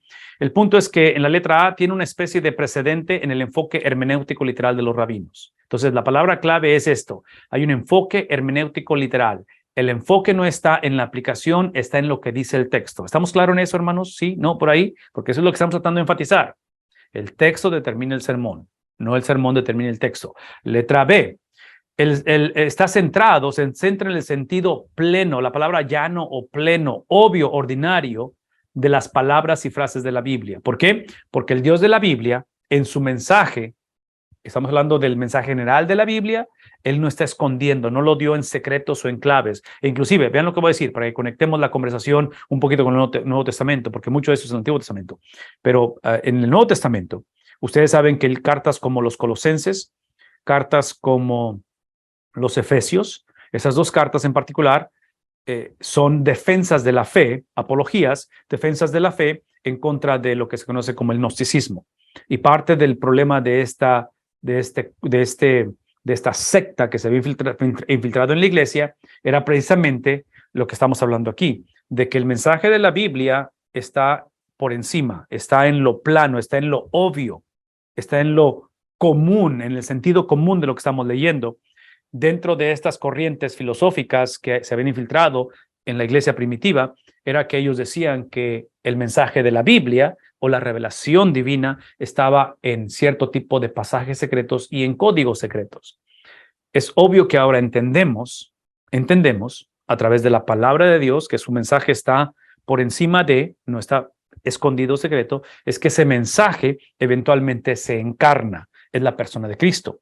Entonces, porque es la revelación suprema. Entonces, el apóstol Pablo, hablando a los colosenses, hablando a los efesios, es que él va a describir a esa revelación, esos secretos que ponen estas corrientes filosóficas. Pablo le pone un nombre, dice, esa revelación, la totalidad de Dios, la persona de Dios, ha sido revelada en una sola persona y su nombre es Cristo. Entonces, quiero que conectemos eso porque es parte de lo que estamos describiendo aquí. Letra C habla acerca de que pretende, otra vez, la intención es entender, estoy en la letra C, es entender, déjenme ver aquí está, entender la intención del autor original e interpretar en base del entorno histórico. Entonces, no estamos hablando de aplicación, estamos hablando de la intención la intención que tuvo la única persona inspirada en este proceso de estudio de la palabra de Dios, que es el autor original, y en base a lo que está pasando históricamente en su vida. Letra D, debido a su enfoque textual, porque el enfoque es el texto, empezamos en el texto, dice aquí, se le llegó a conocer como la escuela de interpretación histórico-gramatical, en contraste o a diferencia de lo alegórico. Bueno, aquí habla acerca de algunas controversias que hubo con respecto a esta herejía que ya existía en medio de ellos, con respecto al contraste de las dos naturalezas de Cristo, que coexistían en la persona de Cristo. Ustedes me han escuchado hablar acerca de esto, del pretzel, de esa galleta que tiene 3 agujeros, donde hablamos de que son 3 personas, un solo Dios, pero en el caso de Cristo es una persona con 2 naturalezas, ¿verdad? Y el principio es este. El principio es que solamente podemos hablar de los distintivos de las personas de la Trinidad, el Padre, Hijo, Espíritu Santo, tienen distintivos porque son personas, ¿verdad? Pero lo que no podemos hacer es separarlos. Lo mismo sucede con la persona de Cristo. En la persona de Cristo podemos hablar de su distintivo como humano, 100% divino. Lo que no podemos hacer es separarlo. En fin, estos principios, letra G, sus principios básicos fueron el enfoque interpretativo de los reformadores protestantes clásicos del siglo XVI, y aquí están algunos de ellos, de esos reformadores que fueron los que usaron este tipo de principios. Cosas básicas con respecto a estos principios bíblicos y esta escuela de interpretación es que, otra vez, aquí es el punto, la Biblia está escrita en lenguaje humano ordinario. Esto que está aquí, que son referencias de estos libros, me encantaría que los leyeran con tiempo, son sumamente importantes. Léanlos, por favor, con tiempo, porque está enfatizando este principio de que la Biblia fue escrita en lenguaje humano ordinario, que es el punto de que hemos dicho anteriormente que es el autor, que es el Espíritu Santo, el autor, ¿verdad? El Espíritu Santo, la Biblia y el lector, los que toman prioridad en esta interpretación, porque el mensaje es común en ese aspecto. La letra B, la Biblia se debe de interpretar a la luz de su propio entorno histórico y contexto literario. Ahí es donde inicia la conversación. ¿Qué está pasando históricamente en este tiempo y qué tipo de literatura es? Si es profecía, si es parábola, si es historia, si es narrativa, ¿qué es? ¿Es poesía? ¿Libros de sabiduría? ¿Qué es? Y si no sabemos identificar eso, nos vamos a meter en problemas. La letra C es que la intención del autor original, el cual es el único inspirado, expresada en el texto, es el epicentro de la interpretación. Por favor, escúchenme. Esta letra C, todas son importantes, pero esta letra C, a mí me encantaría que lo viéramos como esa expresión o experiencia de poder relajarnos un poquito. ¿Por qué? Y ese es el relajamiento que estoy hablando, o el descanso.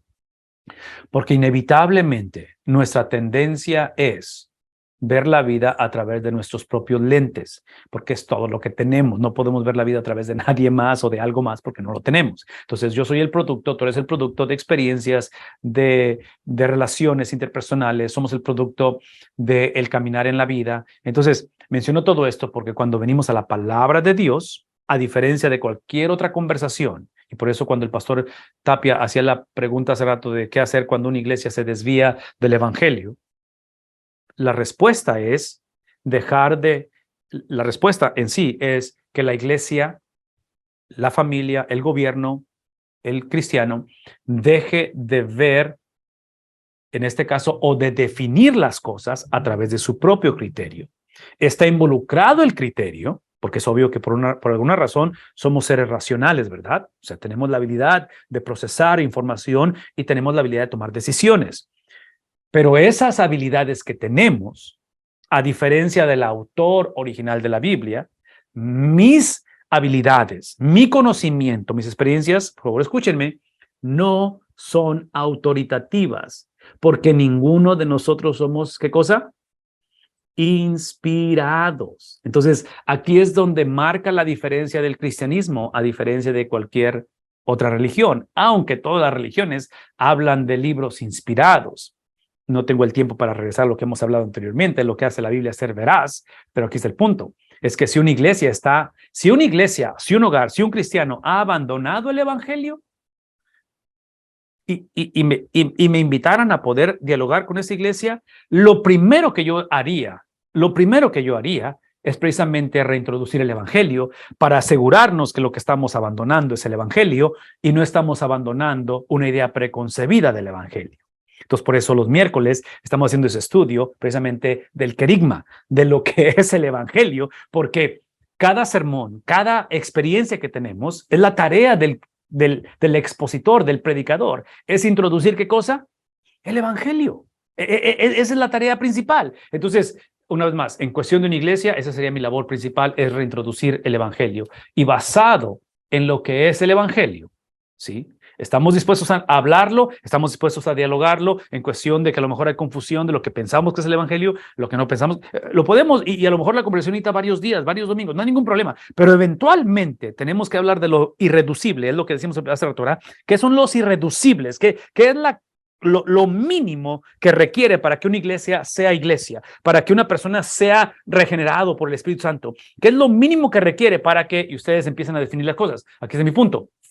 Mi punto es que cuando hablamos, y eso es lo que está hablando este último punto, está hablando acerca de que el epicentro está en la intención original del autor, es de que esta expresión o esta manera en que lo está presentando, está hablando acerca de cómo la intención del autor original inspirado expresa en el texto el enfoque de interpretación, es que ese último punto a mí me permite bajar la guardia. En mi naturaleza es que yo trato de ser o de dominar o de, otra vez, de buscar que la gente o que la iglesia esté de acuerdo con mis ideas preconcebidas. Entonces, lo que hace este último punto, donde habla acerca de ese epicentro, ese eje en el cual gira el entorno de la interpretación, el entendimiento de la palabra de Dios, es obvio que todo esto que estamos hablando, estamos asumiendo, y aquí, pastor, regreso a tu pregunta, porque yo diría que ese es uno de los problemas en la iglesia hoy en día. Y otra vez, estoy hablando con un montón de prejuicio, ¿verdad? Ideas preconcebidas y experiencias previas que hemos tenido.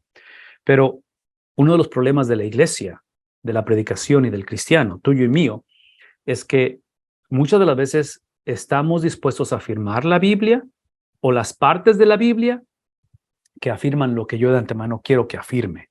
Entonces, ¿cómo le haces para afirmar el consejo completo de la Biblia? Regreso a lo que hemos dicho anteriormente. Prediquemos o enseñemos a través de libros de la Biblia, porque hablar y predicar a través de los de la Biblia nos forza a lidiar con temas que típicamente no queremos hablar o temas que potencialmente ignoramos, que es obvio que siempre estamos aprendiendo cosas nuevas. Pero en este caso es simplemente bajar la guardia y permitir que el texto literalmente hable a nuestras vidas. ¿Tiene sentido eso? Espero que lo tenga, porque estoy por concluir con esto que está aquí. Y esto que está aquí es precisamente las 7 preguntas interpretativas con las cuales quiero que nos vayamos esta noche.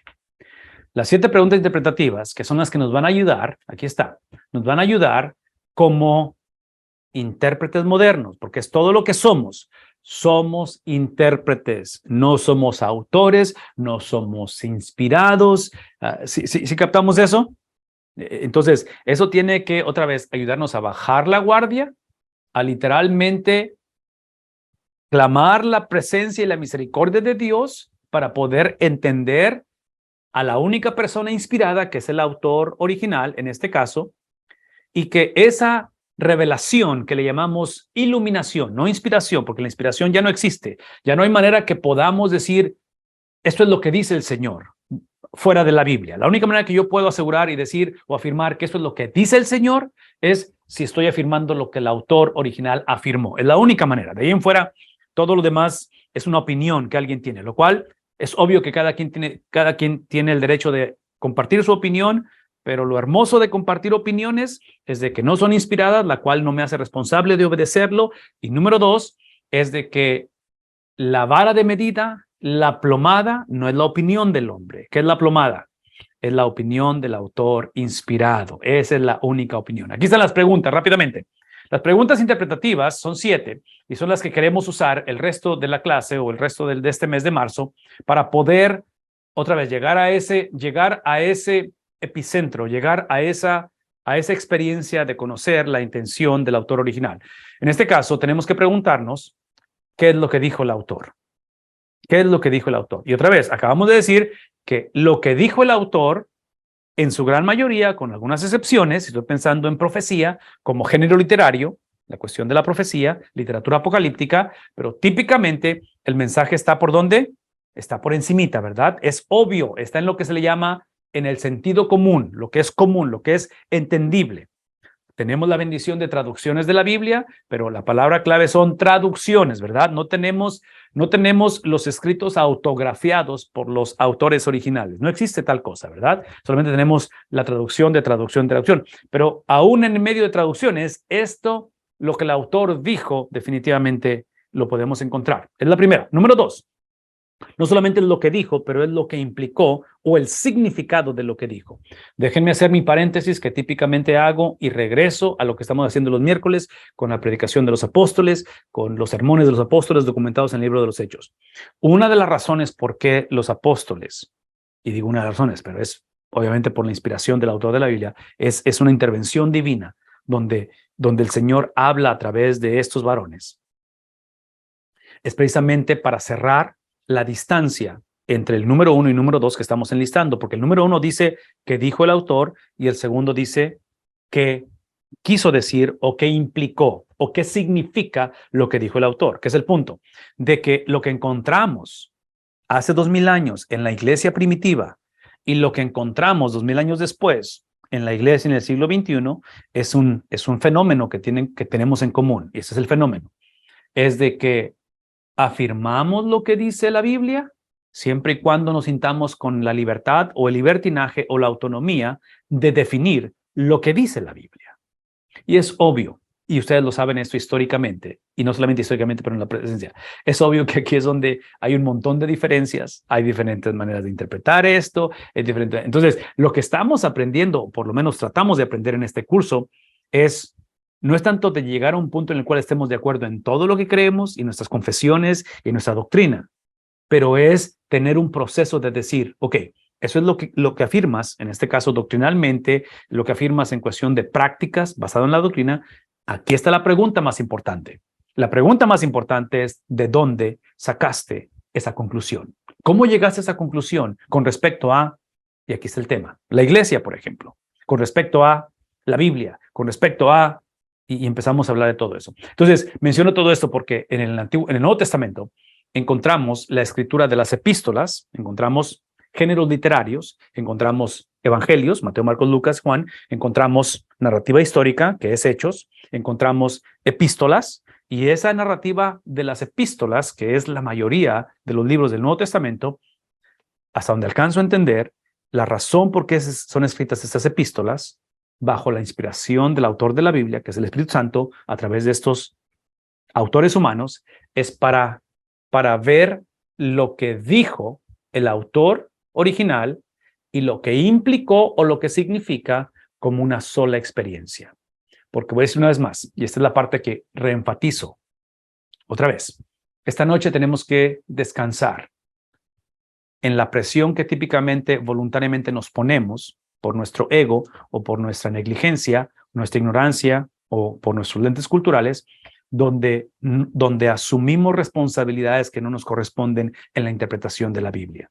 Y estoy hablando precisamente que cuando ignoramos lo que el autor dice y lo que el autor implicó, muchas de las veces estamos de acuerdo en lo que dijo, pero yo quiero definir lo que eso significa en mi contexto, en mi situación.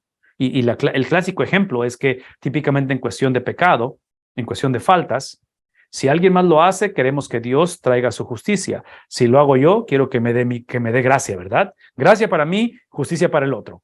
Es el mismo principio en el sentido de que es pecado, ¿verdad? Simplemente cómo lo percibimos esto. Entonces, para evitar eso, lo que estamos leyendo en estas preguntas interpretativas es ver una metodología que me ayude a navegar esto, de tal manera que otra vez es lo que dijo el autor, lo que quiso decir el autor o lo que implicó, lo que se le llama exégesis, es meternos en lo que es, otra vez, la definición que él tiene de las cosas, no la definición que yo tengo de las cosas.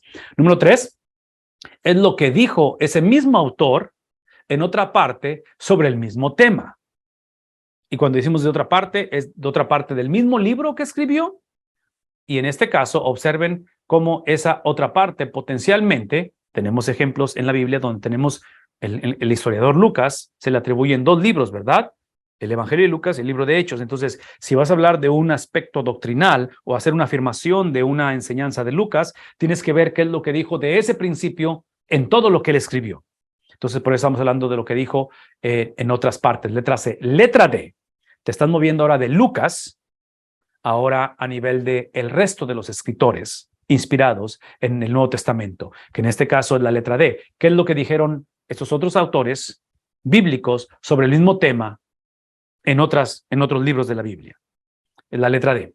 Letra E, ahora sí entramos en los destinatarios. Aquí la palabra que está usando es la palabra escuchas originales, pero son los destinatarios. ¿A quién le escribió Lucas? ¿A quién le escribió Pablo? ¿A quién le escribió Juan? ¿A quién le escribió Isaías? Entonces, tenemos que, mientras sea posible, ver o tratar de ver cómo es que ellos entendieron el mensaje que se le estaba diciendo. ¿Cómo entendieron la letra A y la letra B? ¿Cómo entendieron la letra C? ¿Quién? Los destinatarios originales. Y es hasta que lleguemos a eso de los destinatarios originales, es que la letra F y la letra G entran en ello. La letra F y G es la aplicación precisamente en cuestión contextual, en cuestión de generación, en cuestión de iglesia, en cuestión de ello, ¿sí? Y la letra G es la aplicación de lo que el autor dijo, lo que el autor implicó, lo que el autor dijo en otras partes de la Biblia o del mismo libro, lo que otros autores dijeron y lo que los destinatarios entendieron. Es entonces que en la letra G, ahora sí hablamos de qué significa o cómo se aplica esto en mi vida. Vean la palabra que está aquí y es la palabra devoción personal. Es lo que significa en mi vida. Ahora sí, con esto en mente, y aquí es donde vamos a concluir, con esto en mente me encantaría que pensaran y que me encantaría que vieran esa lista que acabo de poner en la pantalla y que ustedes tienen o deben de tener, es de que trágicamente la predicación de hoy en día involucra esos factores, ese orden, pero invertido. No estén de acuerdo conmigo. Pero hoy en día, la mayoría de los sermones, la mayoría de la exposición de la Biblia está basada en una lectura devocional. La persona lee la Biblia y comparte lo que la persona piensa de la Biblia, lo que ese pasaje significa para mí, cómo es que yo lo viví en mi tiempo de necesidad o en mi tiempo en que Dios hizo esto. Entonces, lo basamos en la experiencia que tuvimos. Es obvio que no estamos en contra de experiencias. Es obvio que no estamos en contra de lo que Dios ha hecho en tu vida y en mi vida a través de un sermón, a través de una situación, a través de una oración. Todo eso es válido, pero ni tú ni yo, por muy legítima que sea la experiencia, por muy radical y transformadora la experiencia, ni tú ni yo somos, ¿qué cosa? Inspirados o autoridad. La única autoridad es la experiencia que el autor original tuvo, porque él es la única persona inspirada en esta conversación. Entonces, la experiencia que tengamos tú y yo, no hay nada malo con ello, pero aquí está la pregunta de la experiencia que tuviste o que tuvimos. La pregunta es, ¿cuál es la base de esa experiencia? Y no puede ser la experiencia la base de la experiencia, ¿verdad? No puede ser simplemente lo que sentiste o lo que entendiste o lo que dijiste o lo que viste. La base tiene que ser algo más que la propia experiencia o la persona que tiene la experiencia, y la otra es el objeto o la razón. Entonces es como un sándwich. Tu experiencia, tu doctrina, mi entendimiento, mi predicación, mi teología tiene que estar puesta en un sándwich donde tiene que haber un fundamento más allá de lo que yo otra vez profeso o creo. Tiene que haber un fundamento que es irrevocable, que no se mueve, que es el mismo a través de las edades. Históricamente hablando, estamos hablando de algo que es inmovible, pero aparte tiene que haber una razón para ello, que es la otra parte del sándwich, en el cual tiene que haber un objeto. ¿Cuál es la razón? En otras palabras, esto que confiesas, esto que conoces, esto que haces, este llamado que tienes, este estilo de vida y esta doctrina que tienes, ¿cuál es la meta de ello? Porque no puede ser nada más la experiencia, no puede ser nada más lo que sentiste o lo que viste o lo que deseas hacer. Tiene que haber un objeto de ello. Y entendemos a través de la totalidad de la palabra de Dios que el fundamento de esa doctrina tiene que ser la persona de Dios. Tiene que ser Dios revelándose a sí mismo, lo cual, ven lo que voy a decir, esa revelación de su persona a través de esa revelación especial que es la Biblia, eventualmente Cristo, ven lo que voy a decir, esa revelación de la persona de Dios define no solamente lo que es Él define su propia persona. Lo que tú y yo creemos de Dios es importante, pero eso no es autoridad. Lo que es autoridad es lo que Dios cree de sí mismo, ¿verdad? Lo que Él dice de sí mismo, lo cual la Biblia describe mucho de la persona de Dios. Pero cuando tenemos la habilidad de encontrarnos, cuando nuestra predicación y enseñanza está basada, fundamentada en el carácter de Dios, por favor escúchenme, esto es importante, es que ese carácter ahora define quién soy yo, quién pienso que soy yo. Y menciono todo esto porque es obvio que otra vez, como todos tenemos lentes culturales, preferencias personales, experiencias que quisiéramos olvidar, situaciones que no debieron de haber sucedido, y tenemos logros bastante grandes y el Señor nos ha bendecido, si el fundamento no es el carácter de Dios, la persona de Dios, vamos a ser esclavos precisamente de todo lo que acabo de describir. Y es donde empieza otra vez ese colapsar, ese choque de personalidades, de criterios, de costumbres, de preferencias personales, y el resto lo conocemos. Entonces el fundamento es literalmente la persona de Dios. Vean lo que voy a decir, la persona de Dios. La única manera de conocer a la persona de Dios, conocer su carácter, conocer su esencia, conocer su pensamiento, conocer a su persona, es a través del Espíritu Santo por medio de su palabra, lo cual me lleva al otro componente que estoy hablando de ese sándwich. El otro componente, la meta, la razón de todo lo que acabo de decir es precisamente la revelación suprema de la persona de Dios. Su nombre es Cristo Jesús. Entonces, esta interpretación de la Biblia tiene que estar basada en alguien más que sea mi persona, tiene que estar basada en el carácter de Dios. Eso implica que toda interpretación, toda práctica, toda expresión de mi pensar, de mi sentir, de mi actuar, que va en contra del carácter de Dios, adivinen qué, está equivocada, ¿verdad? Porque contradice el carácter de Dios. A la misma vez, toda práctica, todo sentir, todo hablar, todo pensar, todo actuar, que enlutece, que trae luto a la persona de Cristo o que se mueve en diferente dirección al corazón de Cristo, definitivamente hay un problema en ese caso. Entonces, regresando a las preguntas que han hecho en esta noche, y probablemente hay más preguntas, pero es la cuestión de que qué hacer cuando una iglesia se desvía del evangelio, qué hacer con una iglesia cuando otra vez tenemos que reintroducir el evangelio. Hay esperanza para toda iglesia, es el cuerpo de Cristo, es la novia de Cristo, es la esposa de Cristo, no es nuestro negocio, no es nuestra iglesia, no es nuestra idea esta cuestión de la iglesia. Entonces, hay esperanza, es simplemente que tenemos que estar conscientes del precio a pagar para que la iglesia recobre su esencia, recobre ese primer amor, vuelva una vez más a posicionarse debajo de esa predicación apostólica, donde la iglesia afirme lo que los apóstoles afirmaron, donde la iglesia crea lo que los apóstoles entregaron, la manera en que instruyeron, la manera en que discipularon. Y esa es la intervención del Espíritu Santo, es una intervención sobrenatural a través de la exposición de la palabra de Dios. Pastor, ¿habrán comentarios o preguntas? Porque yo ya terminé. No sé si muy bien. Muy bien. No sé si para la siguiente clase cabría que nos ampliaras un poquito este concepto, este movimiento, por todo lo que yo he escuchado hoy en la clase, ¿no? Que has mencionado. Si nos puedes mencionar en la siguiente clase, ¿qué hay de este concepto, de este movimiento, una iglesia centrada en el Evangelio? porque este concepto de ser iglesia, centrarse en el Evangelio por todo este bagaje que tú nos das, es lo que define, ¿verdad? Es lo que define las expresiones ministeriales, es lo que define también cómo conectamos con el contexto. De manera que muchas veces esa base doctrinal que tenemos en el Evangelio y los ministerios que tenemos están totalmente divorciados, ¿verdad? Y por ende no encajan en la cultura. Pero por respeto a nuestros hermanos de Chile, yo creo que lo dejamos como en suspenso, ¿verdad? Tampoco lo dejamos en el limbo, sino que yo creo que nos puedes hablar en la siguiente clase sobre esta cuestión.